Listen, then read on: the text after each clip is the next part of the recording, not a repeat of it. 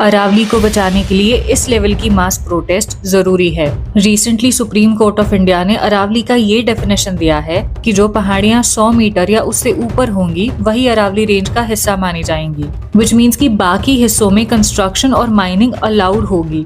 अब पूरी अरावली रेंज में 100 मीटर या उससे ज्यादा हाइट वाली पहाड़ियां 10% से भी कम हैं। But the point is Aravalli अपनी हाइट की वजह से इम्पोर्टेंट नहीं है। अरावली रेंज दुनिया की सबसे ओल्डेस्ट रेंज है जो अप्रोक्सीमेटली 200 करोड़ साल पुरानी है। ये गुजरात से लेकर दिल्ली तक लगभग 690 किलोमीटर के स्ट्रेच में फैली है। लूनी, बाणस, साहिबी जैसी नदियां इसी माउंटेन रेंज से ओरिजिनेट होती हैं। अरावली की पूरी रेंज एक मेजर वाटर रिचार्ज जोन है जो गुजरात से लेकर दिल्ली तक को पानी प्रोवाइड करती है। राजस्थान जैसे डेजर्ट एरिया में जो थोड़ा बहुत पानी भी मिलता है वो लिटरली अरावली का ही आशीर्वाद है। ऑल्सो ये एक बैरियर का काम करता है जो थार डेजर्ट को ईस्टर्न इंडिया में फैलने से रोकता है। इलीगल माइनिंग से अरावली ऑलरेडी बहुत डिस्ट्रॉय हो चुकी है और ऐसे में अगर सुप्रीम कोर्ट अरावली की ऐसी डेफिनेशन सेट करता है तो यहाँ कंस्ट्रक्शन और माइनिंग और भी जोरों से होगी और पूरी अरावली तोड़ दी जाएगी। वहाँ एक्सटेंसिवली पेड़ों को काटा जाएगा और वाइल्ड लाइफ बेघर होगी, जिसमें कई प्रोटेक्टेड स्पीसीज भी इन्वॉल्व हैं।